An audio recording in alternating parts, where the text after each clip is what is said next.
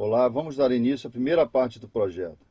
Vamos conhecer uma série de informações de forma que possamos organizar nas nossas mentes toda essa relação empresa, pessoas, trabalho e atividade econômica. Vamos iniciar pelo módulo que trata sobre o sentido do trabalho. Vamos falar sobre as riquezas das nações. Então, vem à mente a primeira pergunta: qual é a maior riqueza de uma nação? Será que isto tem a ver com os recursos naturais? Com o tipo de recurso natural? Enfim, esse tipo de pergunta em um evento presencial provoca as mais diversas respostas possíveis. No nosso caso, vamos à resposta simples e direta. A maior riqueza de uma nação são as suas empresas. E por que as empresas? Porque são as empresas que geram trabalho e renda. Todos nós precisamos trabalhar. Trabalhamos porque, como pessoas, temos necessidades a satisfazer e também desejos.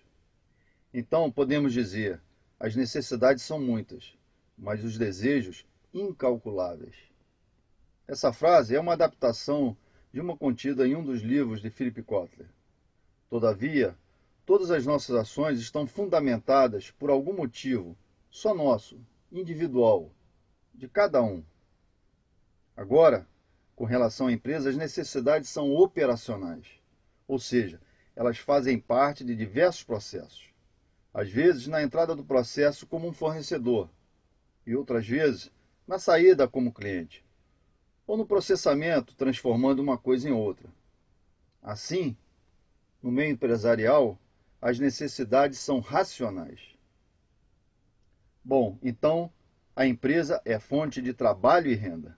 A renda é o recurso de que precisamos para exercer a relação de troca no mercado de compra e venda, como consumidores.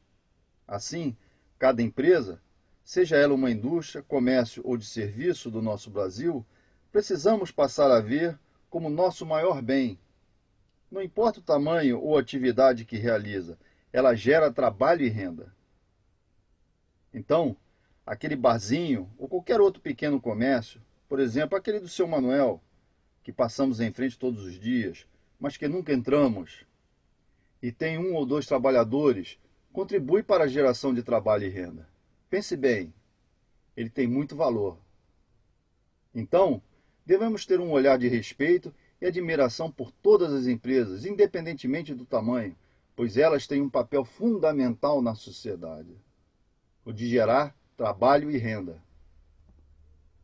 Passamos à atividade econômica.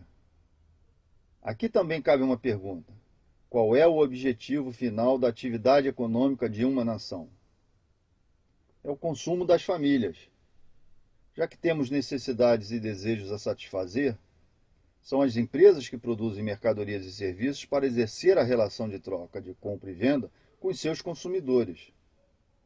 Um exemplo muito bom sobre o objetivo final da atividade econômica é a própria Petrobras, uma mega empresa do setor de petróleo.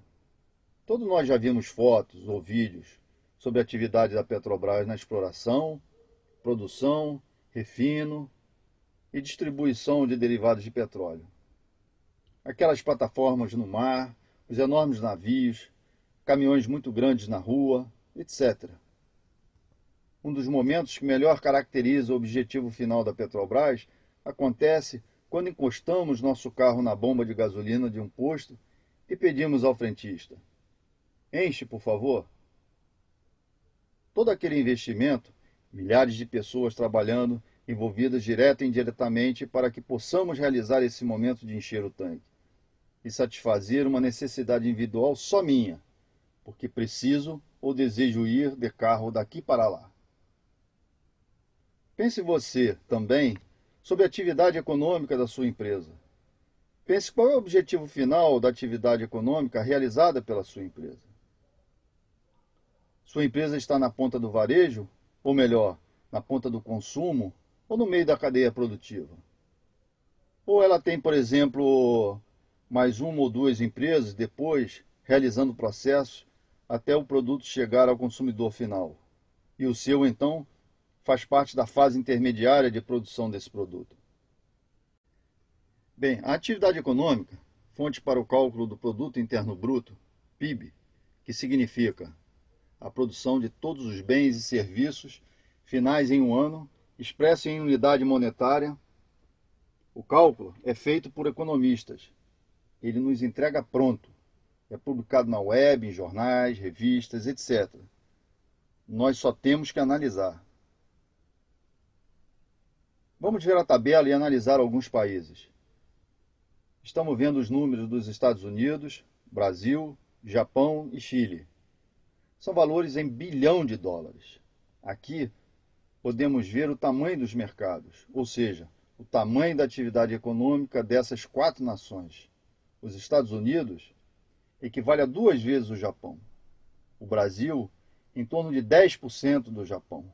E o Chile, aproximadamente uns 15% do Brasil. É importante observar nesse quadro, principalmente o Japão, um país formado por ilhas sem recursos naturais, mas com empresas muito ativas, fortes, que consideram como mercado não só o mercado interno, mas também o externo. São empresas focadas na qualidade, o que caracteriza a busca constante por ganhos de produtividade para manterem a competitividade, tanto no mercado nacional como no internacional. Em contraste, nós aqui no Brasil, com tudo isso que temos, fazemos apenas uns 10% do Japão. Nesse instante, cabe mais uma pergunta. Quem faz acontecer nas empresas? Ainda a respeito dos números, também podemos ter uma boa ideia do potencial de crescimento que há para a nossa nação. Bem, passamos à renda per capita, dividindo o PIB, Produto Interno Bruto, pela população. Temos a renda per capita e aqui podemos ver que o Brasil tem a menor dos 4. O Chile, com uma atividade econômica muito menor que a brasileira, individualmente faz mais do que os brasileiros. O que falar dos americanos e dos japoneses? Uma coisa é certa, temos muito trabalho a fazer.